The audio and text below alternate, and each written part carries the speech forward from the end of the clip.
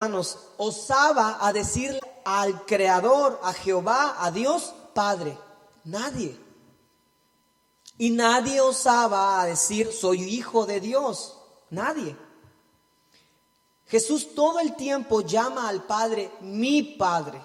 Constantemente lo oímos decir, mi Padre.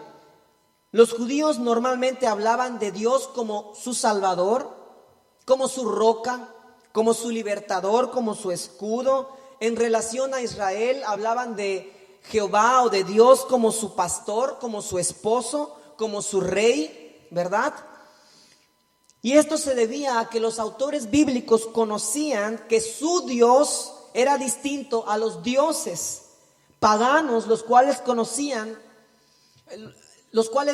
tenían esta concepción de que el Dios tenía matrimonio con alguien más, y de ahí venían todos sus creyentes. Me explico. En las culturas paganas que rodeaban a Israel, en la concepción de los devotos, en la concepción de aquellos hombres que seguían las idolatrías de esos dioses falsos, ellos creían que ellos provenían de su Dios como hijos de ellos. Ellos creían que su Dios había bajado y que tuvo que ver con tal, y ahí nacieron ellos. Por eso la idea de padre, hijo, con respecto a Dios en el Antiguo Testamento no era compatible con los judíos. Porque ellos decían, Dios no es así como nosotros. Dios no es humano. Dios no se casa. Dios no, eso es algo muy serio decirlo. Entonces, las deidades así tenían sus leyendas.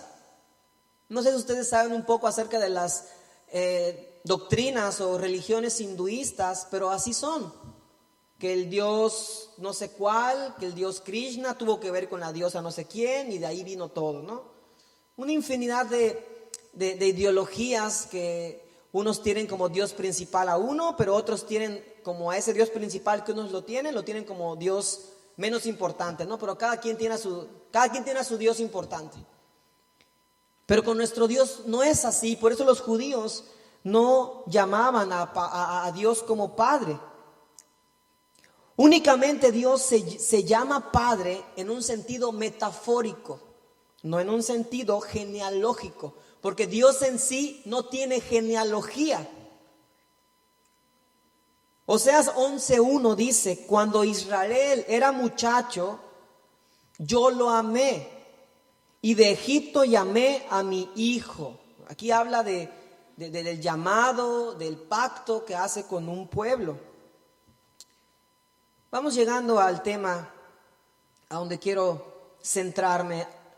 Abra su Biblia en Primera de Juan,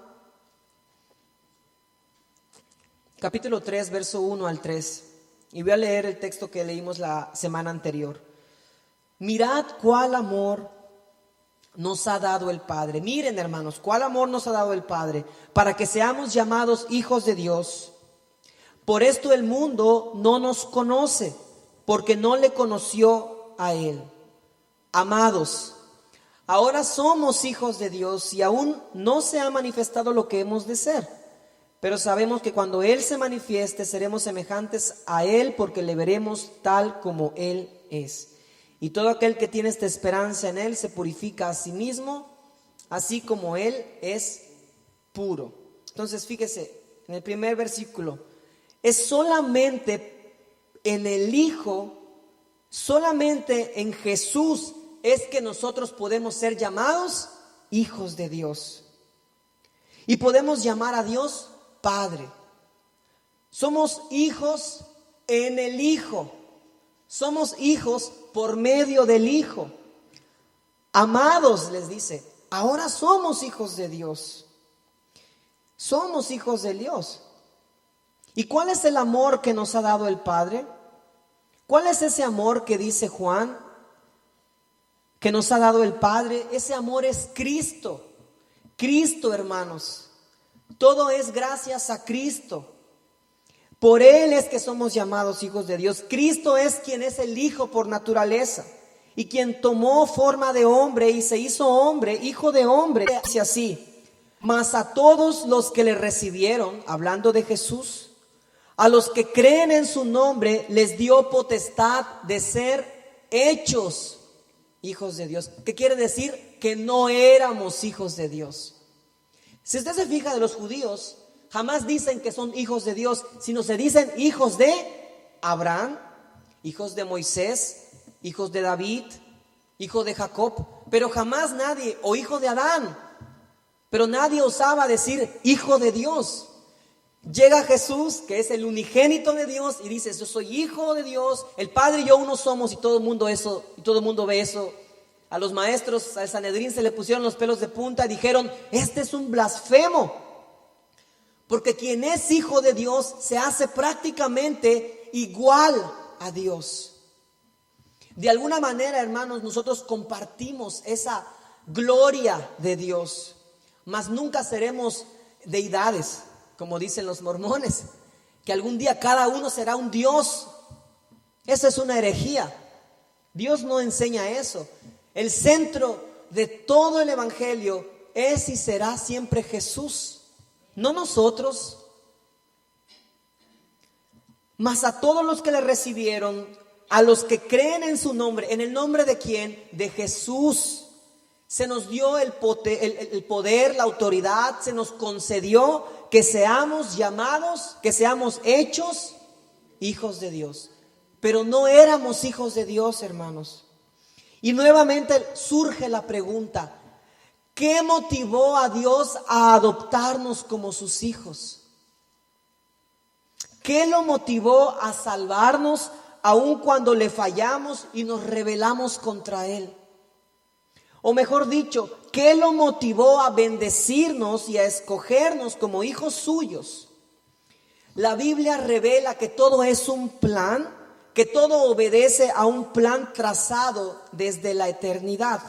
Efesios 1, del 5 al 6 dice: en amor, habiéndonos... A ver, la primera palabra es importante: en amor. Eso fue lo que motivó a Dios, nada más. Su amor, no hay otro, hermano. Si tú no te sientes amado por Dios, es porque no conoces a Dios. Porque cualquiera que conoce a Dios ha conocido el verdadero amor. En amor, dice, lo que motivó todo, lo que hizo que Dios determinara salvar a esos pecadores que éramos tú y yo, fue el amor. Y por eso en amor, habiéndonos predestinado para ser ¿qué? Adoptados. Es decir, nos toma como su familia. No lo éramos, pero Él nos toma como los suyos, nos adopta. Como se hace en la práctica, en nuestra vida como humanos. Hay familias que deciden adoptar. Cualquiera que sea la circunstancia, el hijo adoptado jamás va a ser un hijo que viene biológicamente de los padres, pero puede llegar a gozar de todos los beneficios que goza un hijo biológico. Ante la ley está protegido por sus padres, es amado, incluso puede llegar a recibir más aprecio que un hijo de verdad. Entonces, hermanos, ¿somos amados o no? Somos amados.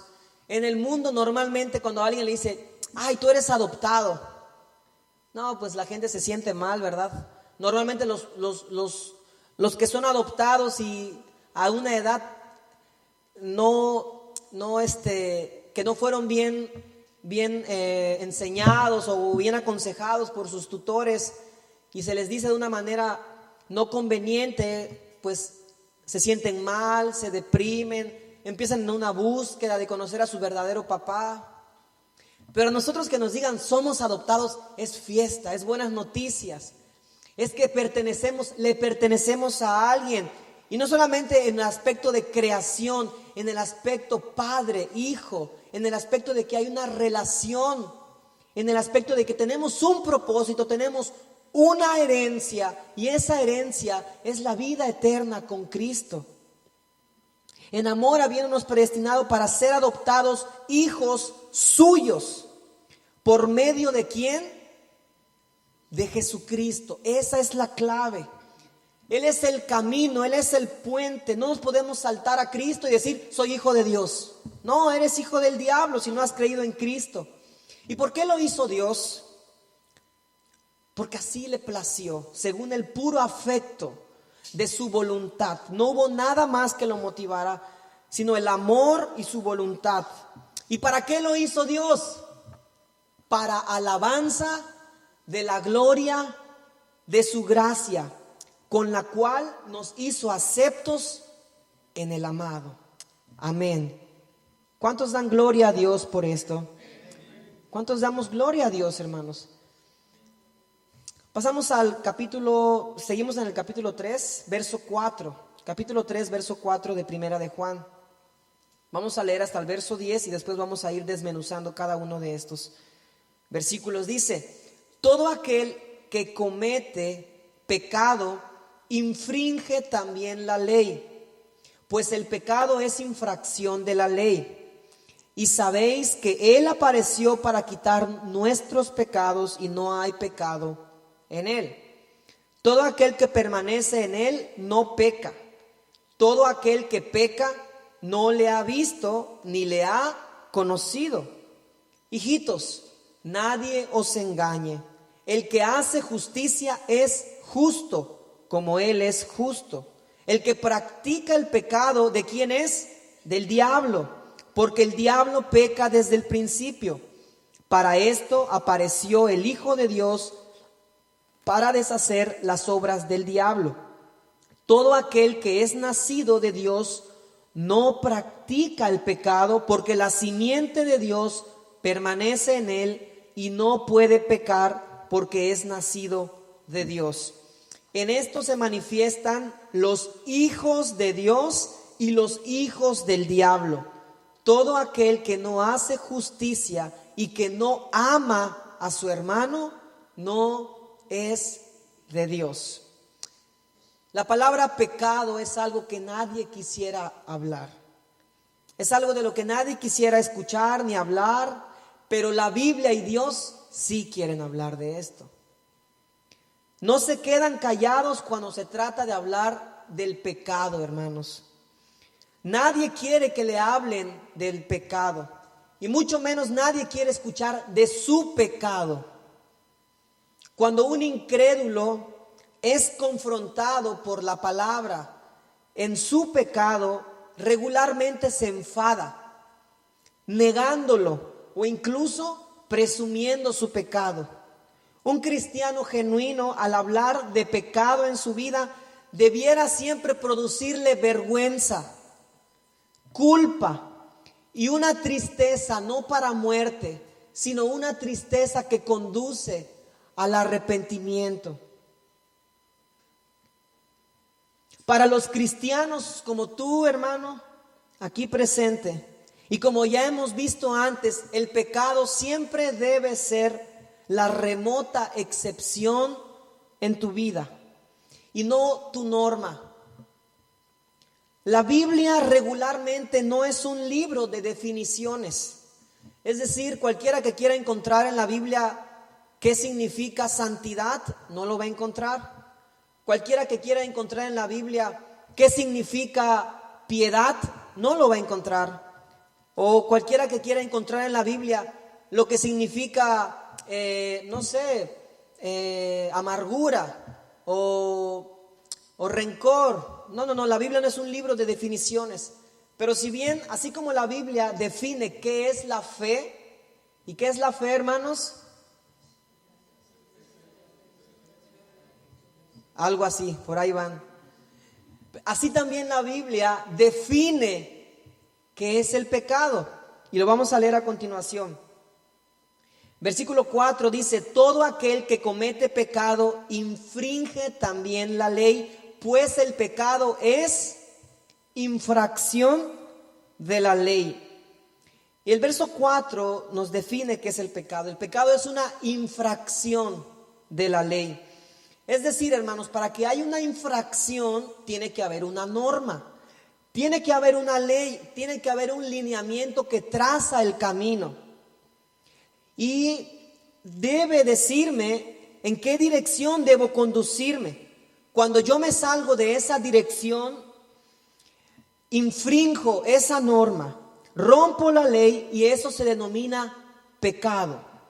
Lo que tú debes de saber es que Dios ya ha trazado una manera en la cual tú debes dirigirte, en la cual tú debes comportarte para tu vida diaria, para tus estudios, para con tu familia, para con tu escuela, para con tu trabajo, para con la iglesia, para con los ancianos, para con las mujeres, para con tu esposa, para con tus hijos, para tus maestros, para las viudas, para los huérfanos, para los que caen en pecado. Dios ya dio todo lo que uno debe hacer. Y lo dio en términos generales para que uno en oración sepa qué hacer en términos específicos. Porque tampoco Dios te va a decir qué camisa tienes que usar, qué coche tienes que comprar, qué casa tienes que comprar, dónde tienes que irte a vivir. Pero sí la Biblia es muy clara en cuestiones que tienen que ver con nuestra vida práctica, con nuestra manera de comportarnos. Dios es específico cuando dice que no nos airemos y que no se ponga el sol sobre nuestro enojo. Dios es específico cuando nos dice, da siempre gracias en todo. Dios es específico cuando dice, perdona a quien te ha hecho daño. Dios es muy específico, hermanos, cuando dice, estad siempre gozoso, estate siempre gozoso. Es muy específico Dios cuando se trata también, por ejemplo, de tomar una decisión. La Escritura habla y nos muestra que el hombre propone, pero es Dios quien dispone. La Escritura nos dice que ten en cuenta al Señor en todos tus caminos, confía en Jehová de todo tu corazón y Él enderezará tus veredas. Proverbios 3 del 5 al 6. Entonces, hermanos, el pecado, la misma ley hace que mi pecado sea notorio y manifiesto. Es como intentar realizar trazos lineales en una clase de dibujo técnico. Mientras usamos la regla, nuestros trazos serán perfectos, nuestras líneas serán perfectas. Pero si por descuido o flojera no uso la línea, no uso la regla, nuestras líneas dejarán de ser rectas, dejarán de ser derechas. Y al colocar una regla frente a nuestras líneas, notaremos todas nuestras fallas.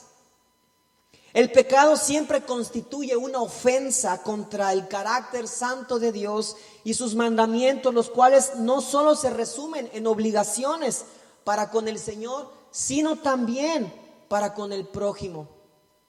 El libro de Santiago nos enseña incluso que hay pecados de omisión, porque al que sabe hacer lo bueno y no lo hace, le es contado por pecado.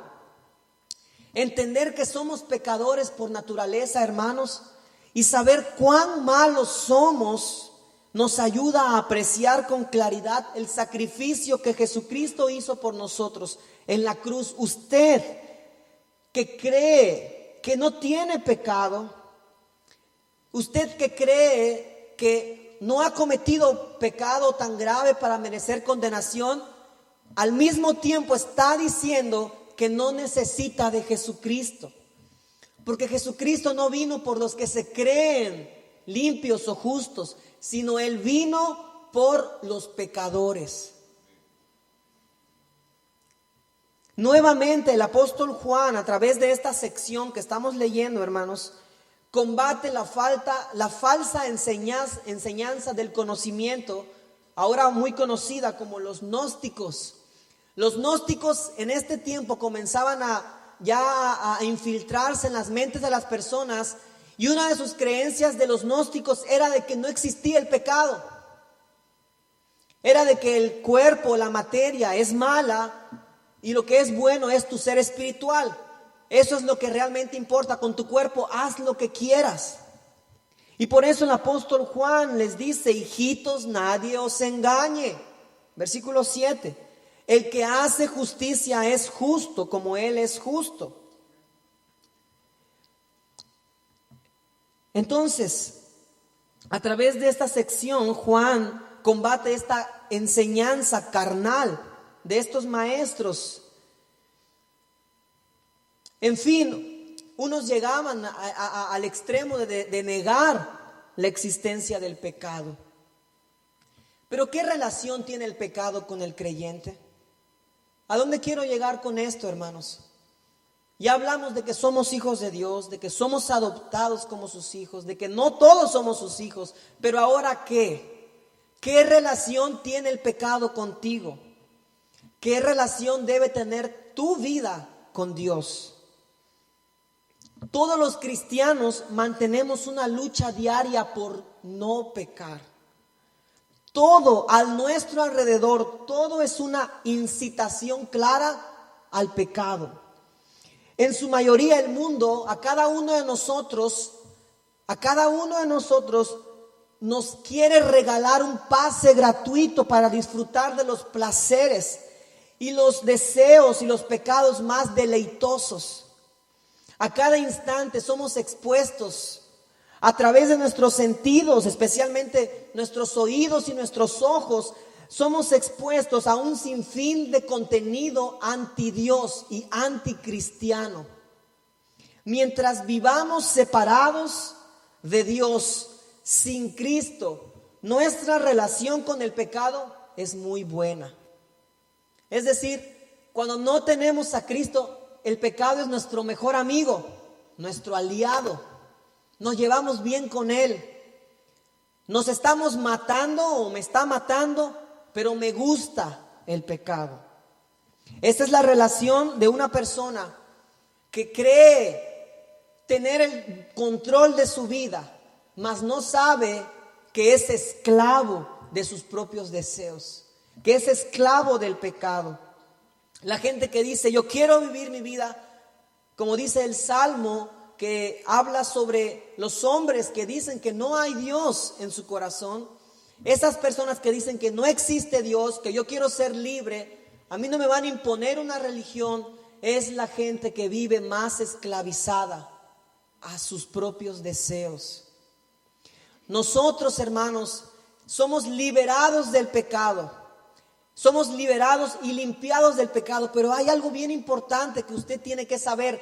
Usted no solamente es limpiado del pecado, usted es librado del poder del pecado. Eso es importante saberlo. No solamente yo dejo y ya de mi pecado ser como la grana, viene a ser como la nieve y se acabó. Así voy a mantenerme toda mi vida. No. La Biblia dice que Jesús venció el poder del pecado sobre nuestra vida. La Biblia nos enseña que el pecado ya no se enseñoreará de nosotros. Y el pecado, hermanos, si a la verdad Cristo nos ha libertado, nuestra vida no puede ser la misma relación con el pecado. El pecado comienza a ser visto muy desagradable, sin sentido, considerado una ofensa hacia Dios y comienza una batalla que solamente terminará el día que tú y yo seamos glorificados. Que este cuerpo sea transformado a un cuerpo que no tiene relación con el pecado. El pecado, hermanos, de ser nuestro mejor amigo, nuestro mejor compañero, se convierte en nuestro peor enemigo y es un indeseable compañero. Ahora, hermano, yo quiero que tú te vayas con esto en tu mente. ¿Por qué razones no debo pecar? ¿Qué razones me dicen que no puedo pecar? Y es lo que yo quiero que tú te lleves en esta tarde. La primera razón la encontramos en el versículo 4 de este capítulo 3. Primera de Juan, capítulo 3, verso 4 dice: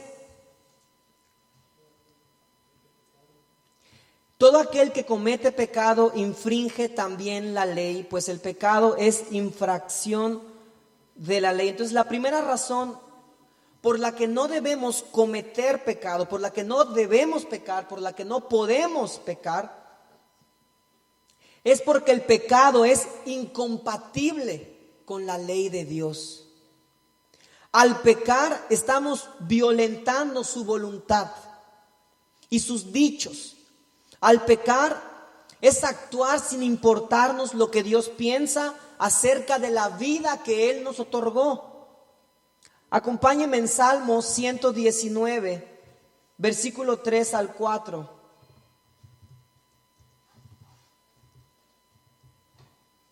Y dice así, Salmo 119, versículo del 3 al 4 dice: pues no hacen iniquidad los que andan en sus caminos. Verso 4, tú, hablando de Dios, tú encargaste que sean muy guardados tus mandamientos. Cuando pecamos, los mandamientos de Dios nos dejan de importar. La ley de Dios la rebajamos, no tiene importancia. Acompáñenme en el Salmo, ahí mismo en el Salmo 119, ahora verso 137 al 138.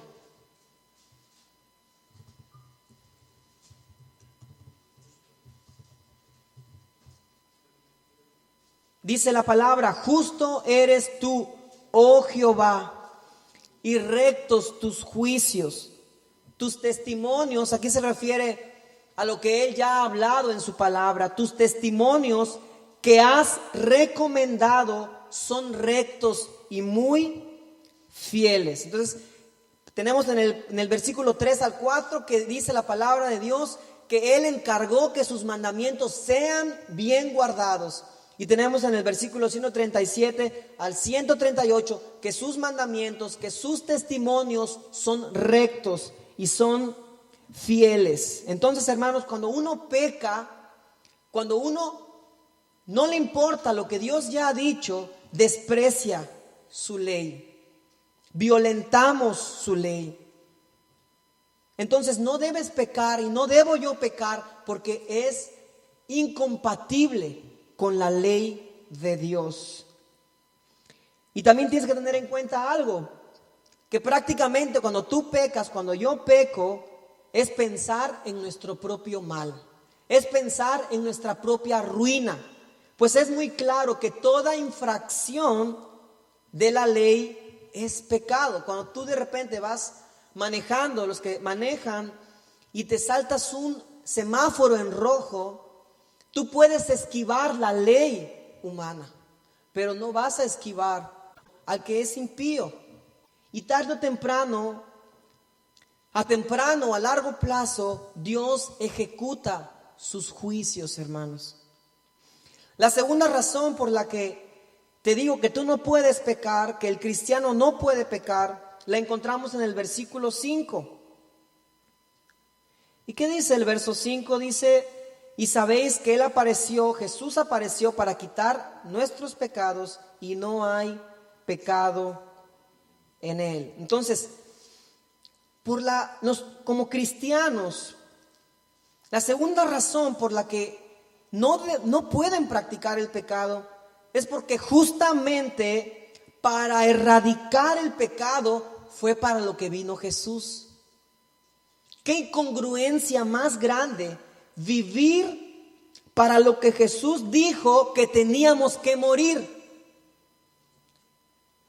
Qué incongruencia, hermanos. Qué contradicción más grande. Es decir, que creemos en Jesús, quien es el Salvador. ¿Salvador de qué? ¿De qué te salvó Jesús? De tus pecados. Qué incongruencia decir que Jesús es mi Salvador, pero yo continúo en mis pecados de los cuales digo que Él me salvó. Es incongruente. Jesús dijo que debemos morir al pecado, morir a los deseos de nuestra carne. Y qué incongruencia sería vivir para lo que Él dijo que debemos morir. Entonces tú no debes pecar, tú no puedes practicar pecado porque Él vino para erradicar el pecado. Imagínate luego continuar viviendo en el pecado. Cometer pecado es ir en contra de la obra que Jesús vino a hacer en la tierra. es despreciar su sacrificio, es darle la espalda a la cruz. Leímos en Efesios 1:4, ¿cuál fue el propósito por el cual Dios nos eligió? Para que seamos santos y sin mancha delante de Él. Para eso, hermano. Entonces, la segunda razón por la que tú no puedes pecar es porque Dios vino justamente a erradicar el pecado.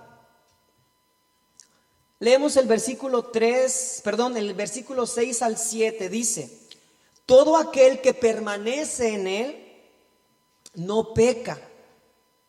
Todo aquel que peca no le ha visto. Entonces, la pregunta aquí es esta: de los que estamos aquí, que hemos permanecido en Dios, ¿todos absolutamente no pecamos? Aquí la Biblia dice: todo aquel que permanece en Él no peca. Es un no rotundo. Y dice luego: todo aquel que peca no le ha visto, ni le ha conocido. Verso 7: hijitos, nadie os engañe. El que hace justicia es justo, como Él es justo. Es decir, hermanos, si nuestra permanencia no es Cristo, entonces seguiremos practicando el pecado sin cesar. Si seguimos practicando el pecado sin ningún problema, sin ningún impedimento en nuestra conciencia, es porque no estamos en Cristo. Es porque aún permanecemos en tinieblas, no podemos decir que lo hemos conocido. En el verso 7, el apóstol Juan advierte a aquellos que tal vez pudieran estar siendo influenciados, o a lo mejor los está advirtiendo de una posible influencia gnóstica que conduce a una vida liberal e inmoral, contraria a la justicia de Dios. Fíjese que en el verso 7 dice así: el que hace justicia. No dice el que hizo un día justicia. No dice el que obró justicia. Dice el que hace justicia. Es un verbo que es continuo, hace justicia. Entonces, cuando dice que todo aquel que permanece en Él no peca, nos está dando a entender que el que permanece en Jesús, el que está en Jesús, es una persona que ya no vive permaneciendo constantemente en el pecado. Y por tanto es una persona que constantemente hace justicia. ¿Por qué? Porque Él es justo. Como Él es justo, hace justicia, se encuentra en presente, un presente continuo. Es una rutina, es un estilo de vida justo. Si una persona deja el pecado por 3 meses, ¿cuántos hemos visto eso, verdad? En iglesias, que una persona llega a la iglesia y dice creer en Jesús y confiesa a Jesús como su Señor, y después de 3 meses, el resto de su vida permanece en el pecado, arraigado, peor. Podemos decir, hermanos, sin lugar a dudas, que esa persona jamás le conoció. No debiéramos ir y decirle: oye, hermano, tú eres cristiano. No, debemos decirle: tú profesaste ser cristiano, pero no estás viviendo como uno que dice ser cristiano. Y lo más seguro es que no seas cristiano. Gálatas 5:24, el apóstol Pablo nos exhorta y nos dice que los que son de Cristo han crucificado la carne con sus pasiones y deseos. Si tú eres de Cristo, tú has crucificado tu carne, tus pasiones, tus concupiscencias, todo. Versículo 8 dice: el que practica el pecado, ¿de quién es? Del diablo, porque el diablo peca desde el principio. Y este es el texto que complementa al versículo 6. El versículo 6, cuando habla de que el que permanece en él no peca, aquí está la clave. La contraparte del que permanece en Dios, la contraparte es uno que practica el pecado. El que permanece en Dios es uno que no practica el pecado, es uno que lucha contra el pecado y es uno que es de Cristo. El que practica el pecado es uno que permanece en el pecado, aún pudo haber hecho su profesión de fe, aún pudo haber confesado a Jesús, pero es del diablo. La tercera razón, hermanos, por la que los cristianos no pueden pecar, está en el versículo 8 que dice, a la mitad del versículo 8, dice: para esto apareció el Hijo de Dios, para deshacer las obras del diablo. Hermano, no es una ilusión lo que Jesús hizo. No fue un cuento. No fue nada más una leyenda. Él ya deshizo las obras del diablo. Él ya te ha dado libertad. Al que el Hijo libertare, este será verdaderamente libre. Lo que Jesús hizo hace más de 2000 años en la cruz tiene vigencia hasta hoy. Y por eso tú no puedes pecar. No porque tú seas muy poderoso en ti mismo, sino porque Él ya vino a deshacer las obras del mal. Jesucristo ha vencido el pecado, y no solo el pecado, el poder que el pecado ejercía sobre tu mente, el poder del diablo sobre nosotros, y nos ha dado esa victoria. Debemos orar como oraba el salmista en el Salmo 119, 133. Decía: ordena mis pasos, Señor, con tu palabra, y ninguna iniquidad se enseñoree de mí. Como decía nuestro hermano Luis, su oración continua es: Señor, pon en mí el querer como el hacer.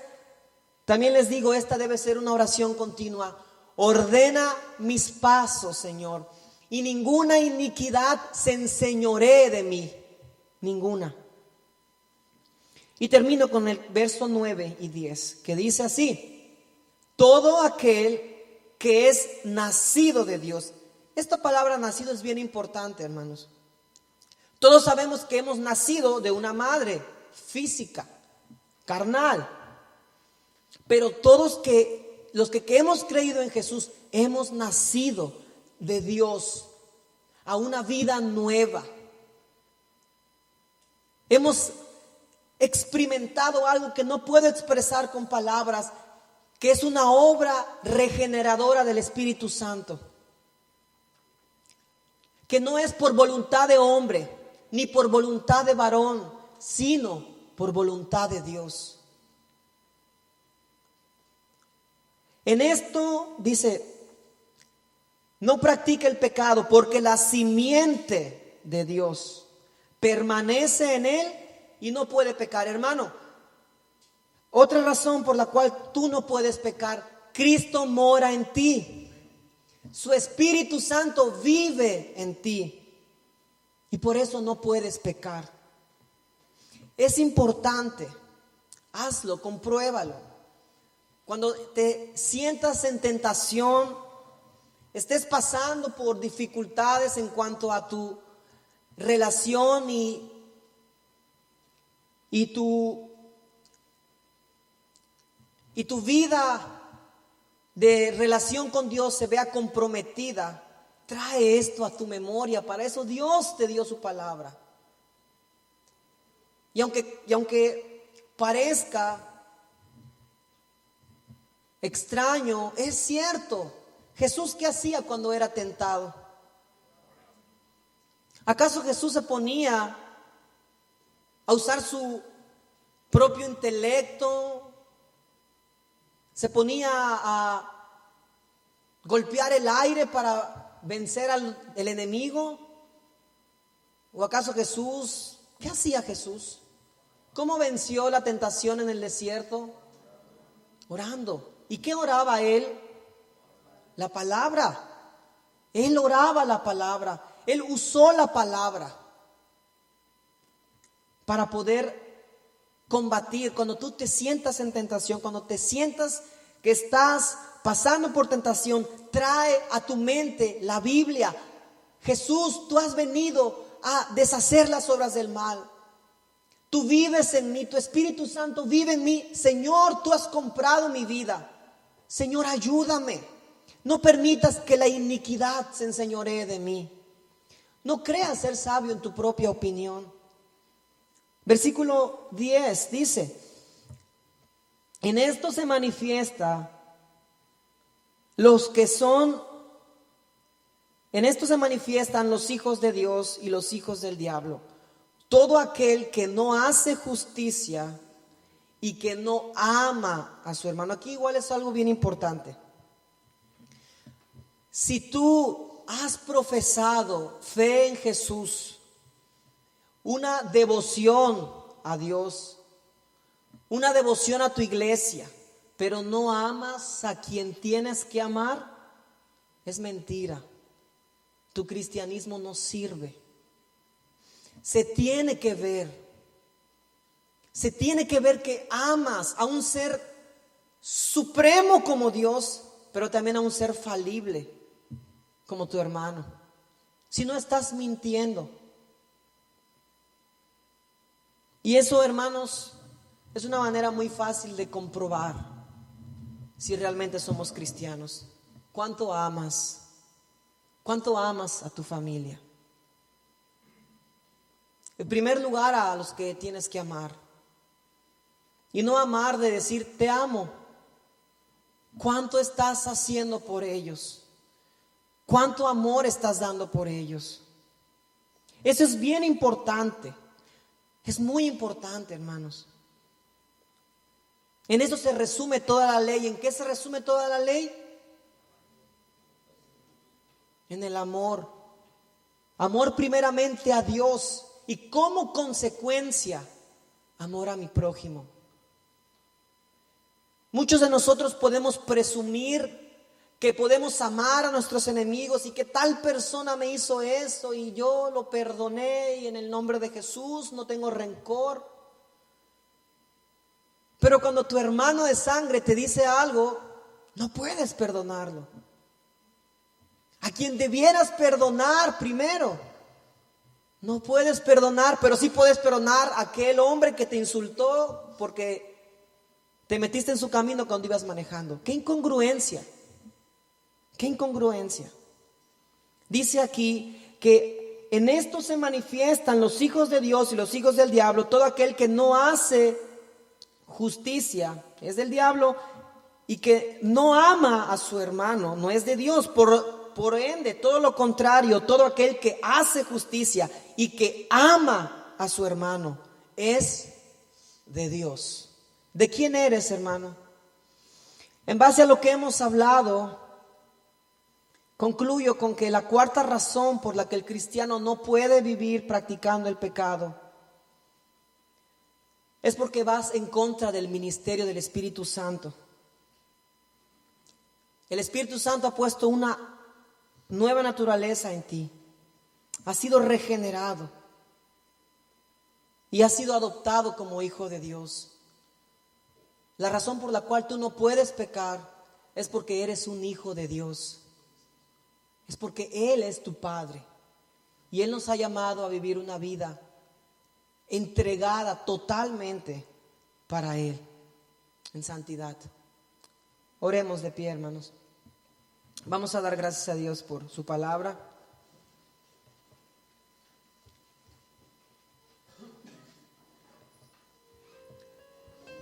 Señor Dios,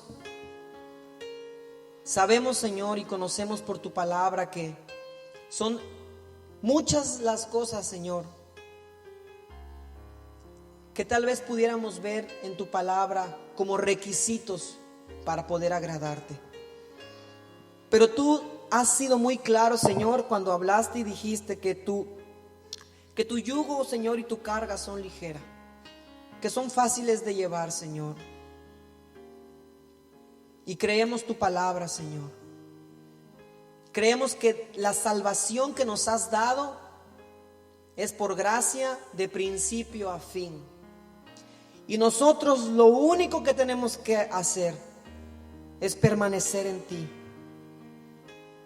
es conocerte, es buscarte, es amarte por sobre todas las cosas y amar a nuestro prójimo, a nuestro hermano. Te ruego, Señor, que podamos ser cristianos en las cosas prácticas de la vida, en el trato a quien me rodea, Señor, en mi manera de hablar a un adulto, a mi padre.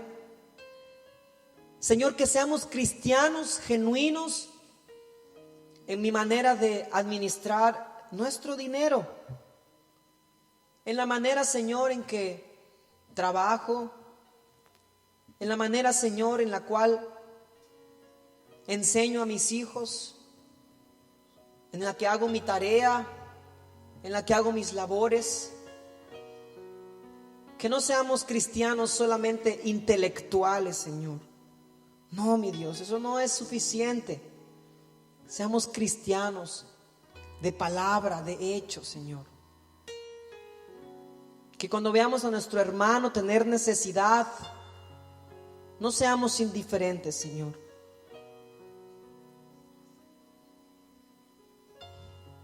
Ayúdanos, Padre. Te lo ruego, Señor, que seamos coherentes, que seamos íntegros. Señor, integridad. Pon integridad en nuestras vidas, Señor.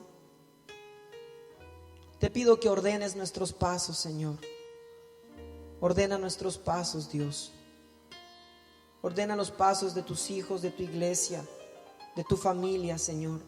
Y te damos las gracias porque nos has adoptado como tus hijos, Señor.